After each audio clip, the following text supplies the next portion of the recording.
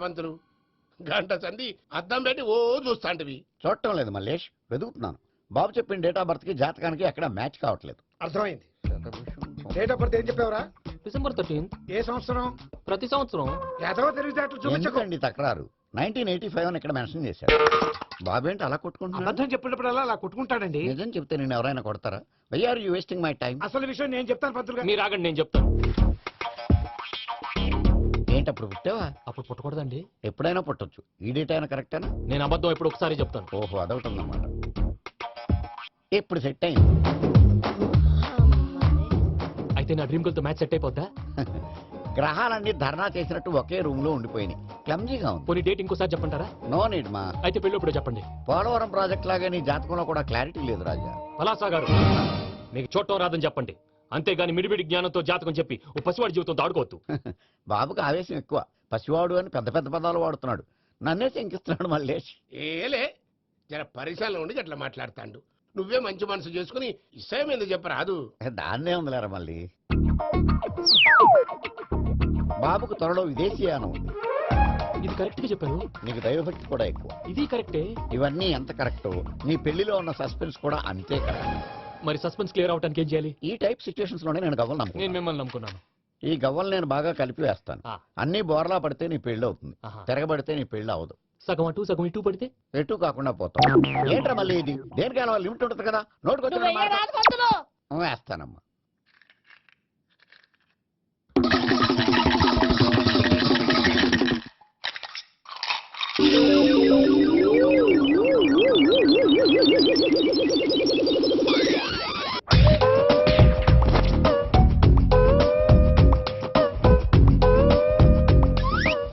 పోదకూడదు బాబు.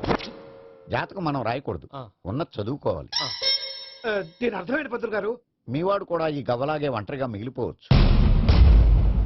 అలాంటి మాటలు అనొద్దు పంతులు గారు. ఇంకోసారి ట్రై చేయండి. తప్పు బాబు.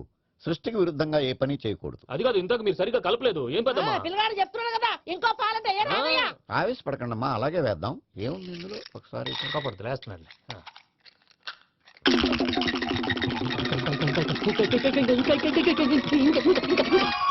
నువ్వు కల్.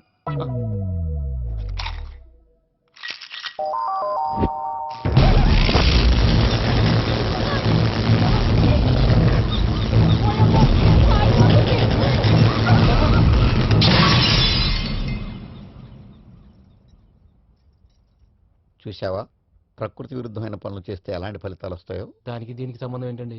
నిజానికి జాతకం వల్ల లైట్లు పేలకూడదు. ఇల్లు పేలిపోవాలా? పంతులు గారు ఇప్పుడు ఏం చేద్దాం? ఒక్క ఫోటో తీసుకుందాం. నువ్వు కూర్చోమ్మా. గవ్వ కాంబినేషన్ కావాలి. ఎందుకండి? గవ్వ నిలబడడం ఎవరైనా చూసావా? పాలపంతో వచ్చినప్పుడు వింత అనుకున్నాం. ఇది అంతకంటే పెద్ద వింత. ఫోటో చేసే ఇంక నువ్వు లేవచ్చు రమణ.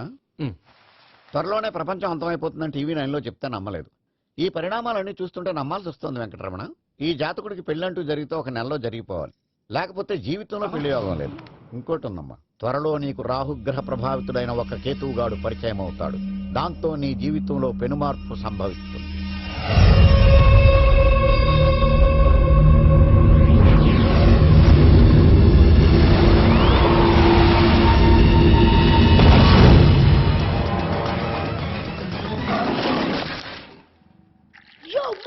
నేను కొత్త మ్యాజిక్ ట్రిక్ నేర్చుకున్నాను. ఏంటి అది? First give me one egg.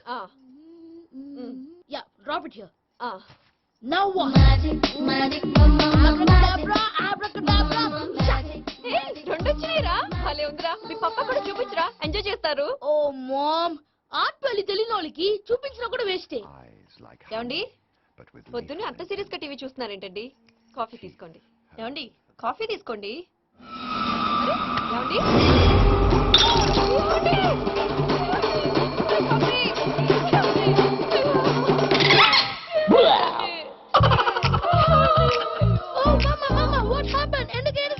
మీ పప్ప చచ్చిపోయాడ్రా. మనకు అన్యాయం చేసి వెళ్ళిపోయాడ్రా. అరే, ఇందాక టిఫిన్ కూడా పిక్కలాగా తిన్నాడు. హే మమ్మీ, ఎందుకు ఇంత ఏడుస్తున్నావు? నువ్వు ఏడిస్తే పోయిన బాబా తిరిగి వస్తాడా? Think practically ma'am. ఇప్పుడు బాడీని ఇక్కడే తగలబెట్టాలా, లేకపోతే ఇండియా తీసుకెళ్ళాలా? ఎనకండి హ్యాపీగా చచ్చిపోయారు. ఊరుకోరా, ఏం మాటలురా. రే, నువ్వు చాలా మ్యాజిక్ చేస్తావు కదా, ఏదో ఒక మ్యాజిక్ చేసి మీ పాపాని బ్రతికించరా. ప్లీజ్ రా మమ్మీ, ప్లీజ్ రా. అలా పడేసావేంట్రా? Mom please don't disturb me. ఇదంతా ట్రీట్మెంట్.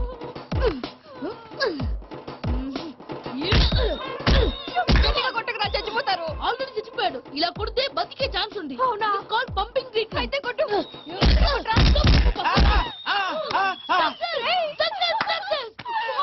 ఏమైందిరా? మీరు చచ్చిపోయారండి. వెంటనే పమ్మిగాడు పట్టు వదులుకుండా మీ గుండెల మీద గుద్ది మీకు ఊపిరి పోసాడు. ఇంకా చెప్పు తులసి నీళ్ళు పోసేవాడు. వెంటనే ఈ విషయం పెద్దవాళ్ళకి ఆగాగు. నేను ఎవరైనా పెద్ద మనిషి ఆయనంటే 10 మందికి చెప్పడానికి నువ్వేంట్రా నేను చచ్చిపోయానని అమ్మ వెక్కి వెక్కి ఏడుస్తుంటే నువ్వు సైలెంట్ గా ఉన్నావేంటి? నేను ఏడ్చాను ఎంతో పాపా. అబద్ధాలు చెప్పక నేను చూడలేదనుకున్నావా?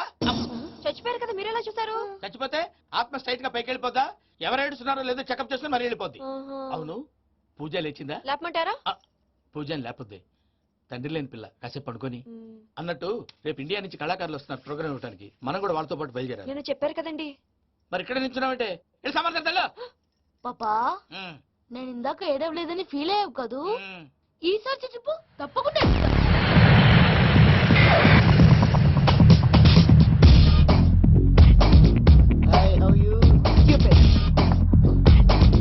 ఏడు కోట్ల వాడ పంతులు గారు నా పెళ్లికి 1 month డెడ్ లైన్ పెట్టిన విషయం నీకు తెలుసు.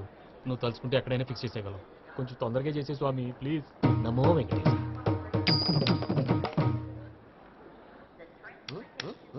ఏంటి అది?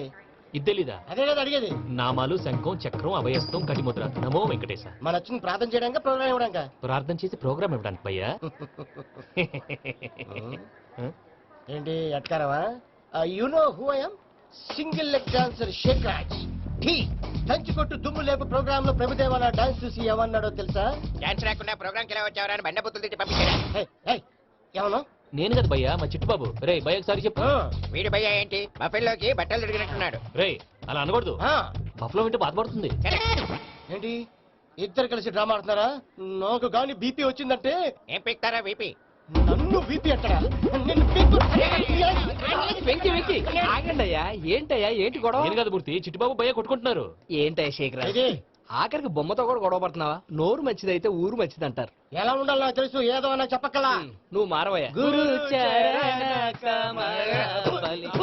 గుళ్ళో భజనకు వచ్చావా? ఎవరో ప్రోగ్రామ్ వచ్చావా? పాటలో స్పీడ్ ఉండాలి. అంటే అతల కుతల పతనం చేసేస్తాం. సకల సకల చెప్పలం చూపిస్తాం. అసలు గసలు పెడతాం. అయితాం పాపతం. తాం. మా నోటికి లేవే కప్పలు, మా చేతికి దొరికితే తిప్పలు, మా గొప్పల డప్పుల తప్పుల తప్పుడిదే. ఏంటండి పాపం? తల ఓ దిక్కు వెళ్ళిపోతే నేను ఎక్కడ ఎత్తుకోవాలి? అందరూ ఒక చోట ఉండాలి కదా. ప్రాక్టీస్ మూర్తి గారు. గౌడి గేదెలా గొంతేసుకుని పాడితే గౌడి గేదె? పోలీసులు బొక్కలు వేస్తారు. This is foreign, భయ్యా, man. సాటి కళాకారులను అవమానించకూడదు. చూసావా అన్ని విద్య తెలిసిన వెంకీ ఎలా మాట్లాడుతున్నాడు? ఏమీ తెలియని ఎదవా. ఏయ్, ఏమన్నా? ఎడవ. సారీ అండి, ఎదవన్నారా ఎదవా? ఏంట్రా మా గురువు గారి మీద కొడుతున్నావు? ఎందుకు చంపుతారండి? మీలో మీరు కొట్టుకుంటే ఎలాగండి? కళాకారులందరూ ఐకమత్యంగా ఉండాలి. ఇదిగోటి పాస్పోర్ట్. మా ఆవిడ నేను నిజంగానే చచ్చిపోయాను అనుకుని తల గోడకెచ్చి టపా టపా కొట్టుకుంటే బొప్పిగట్టి. భయ్యా నేను ఏం చేసానో తెలుసా? మా ఆవిడ పూజ చేసుకోవడానికి 5 గంటలకి అలారం పెడితే నేను 2 గంటలకి మార్చేసా. అది లేచి పూజ మొదలు పెట్టి గంట కొట్టేసరికి పక్కింటి వాళ్ళు లేచి బండ పూజలు పెట్టేశారు. నమస్కారం సార్. ఎరా మూర్తి టూర్ ప్లాన్ ఏం చేసావు? మణిశర్మ గారు ఫ్రాంక్ఫర్ట్ కి, కీరవాణి గారు జూరికి, దేవిశ్రీ ప్రసాద్ గారు బెర్లిన్ కి డైరెక్ట్ గా వచ్చేస్తారు సార్. మన ఆర్టిస్ట్ ఆ ప్లేస్ తీసుకొస్తాం సార్. ట్రైన్ టికెట్ కూడా బుక్ చేశాను సార్. సరేరా రెమ్యూనరేషన్ సంగతి ఏంటి? Just peanut sir. తలా 2 లక్షలు. 2 lakhs పీనట్సా? వాళ్ళని ఒకసారి లోపల రమ్మని ఇంటర్వ్యూ చేయాలి. అంటే ఎరా అన్ని రెడీనా? ఇదే ఈ శాడీ చెప్పడం వల్ల ఒకసారి వచ్చిన మళ్ళీ రానంటున్నారు. వీళ్ళందరినీ తీసుకురావడం నేను ఆనందంటాలు పడ్డాను తెలుసా అండి. అంటే వాళ్ళు స్టేజ్